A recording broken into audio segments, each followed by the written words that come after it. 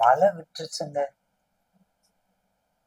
ஆனா அந்த இது விடலைங்க. சொல்றோம்ல பழமொழி, பெரிய மலையில இருந்து தப்பிச்சிட்டோம். இப்ப அந்த அதுல உட்கார்ந்துருக்கணும், அந்த துளிர் உட்கார்ந்துருக்கணும், அதுல இருந்து நம்ம தப்பிக்கல. அந்த துளிங்கிறது எது? பாதச்சனி. விரையச்சனி முடிஞ்சு, ஜென்மச்சனி முடிஞ்சு, அதாவது எல்லாத்தையும் கலட்டிக்கிட்டு எல்லாத்தையும் விட்டுட்டு இப்ப எப்படி இருக்காரு? ஒரே கௌபீனத்தோட குடத்திலிட்ட விளக்கிலிருந்து எடுத்து குன்று மேல் இழுக்கிற விளக்கு போயிட்டு இருக்காரு. குடத்துல இருந்து விளக்கு எடுத்துட்டாரு, கலசத்துல இருந்து எடுத்துட்டாரு. எடுத்துட்டு எங்க போறாரு? குன்றுக்கு போயிட்டாரு. அப்ப என்ன அர்த்தம்? அப்படின்னு என்ன அர்த்தம்? விரையச்சனி முடிஞ்சு, விரையச்சனி முடிஞ்சு, ஜென்மத்துல வறுத்து எடுத்து தொடச்சு புழிஞ்சு கயிறை நூலாக்கி திரிச்சு தொங்குற அளவுக்கு கொண்டு போயிட்டார்.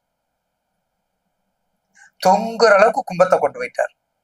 தொங்கியாச்சு, சுவிட்சுதான் போடல. கழுத்துல கட்டியாச்சு, ஃபேன்ல கட்டியாச்சு, சுவிட்சே போடல. போட்டிருந்தா என்ன ஆகும்? அப்பா அப்பனேன்னு முடிஞ்சிருக்கு இல்லையா?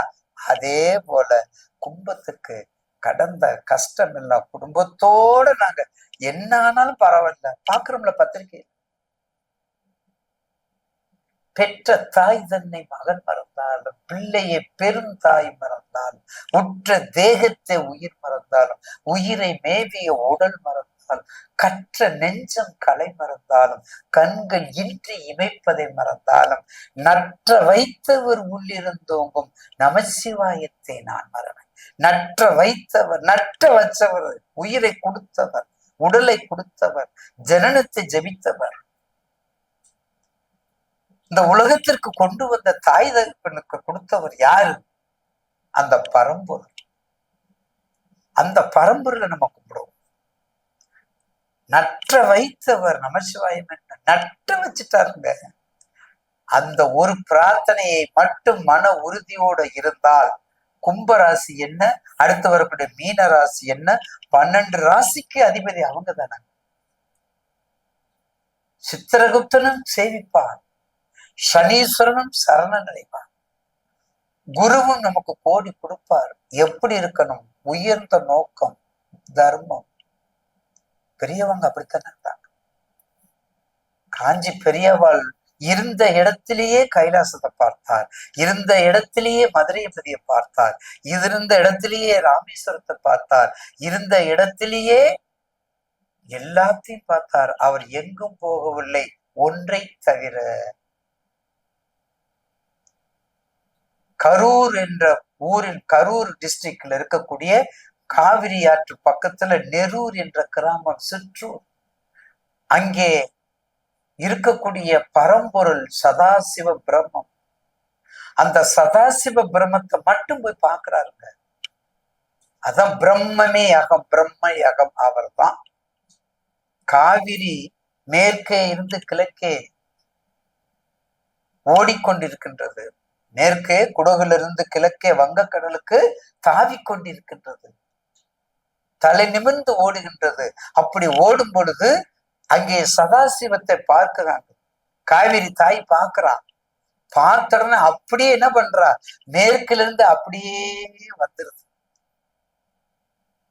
மேற்குல இருந்து அப்படியே தெற்கு நோக்கி வந்து, தெற்கு வடக்கு நோக்கி வந்து, வடக்குல இருந்து தெற்கே வந்து, மறுபடியும் தெற்குல இருந்து கிழக்கு நோக்கி போகுது. அவருடைய பாதத்தை பணிந்து பாத பூஜை பண்றா நீரா. அப்படிப்பட்ட பிரம்ம யாகத்தை, அந்த பிரம்ம யாகத்தை, அந்த சதாசிவ பிரம்மத்தை யார் பார்த்தது? வணக்கத்துக்குரிய பெரியவன் பார்த்தான். சுவாமி விவேகானந்தர் பார்த்திருக்கார். அதனாலதான் இங்க பிரதர்சனத்தை ரொம்ப விசேஷமா சொல்லுவாங்க. அப்படிப்பட்ட ஞானம் நிறைந்த நமது கலாச்சாரம், தமிழ் கலாச்சாரம் எப்படிப்பட்ட தொன்மை வாய்ந்தது. அப்படிப்பட்ட இடத்துல நம்ம இருக்கிறோம்னா இந்த புண்ணியம் நமக்கு எப்படி வந்து சேரும்?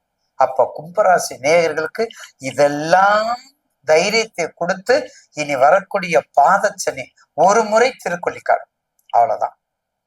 திருக்கொள்ளிக்காடு சோழம் படித்துறையில இருக்கிற சனீஸ்வரர் ரொம்ப பவர். இதை கும்பிடுங்க, விநாயகரை கும்பிடுங்க. இந்த டிசபிலிட்டி இருக்கிற ஸ்டூடெண்ட்டுக்கு எள்ளு எள்ளு கொடுங்க, காசு கொடுங்க, பணம் கொடுங்க, உதவி பண்ணுங்க, ரொம்ப கொடுக்காதீங்க. சாப்பாடு கொடுங்க, ஒரு துணி வஸ்திர தானம் கொடுங்க, ஆடை தானம், அன்னதானம், சுவர்ண தானம் எல்லாம் கொடுத்து வந்தா கும்பராசிக்கு நிச்சயமாக ஒரு நல்ல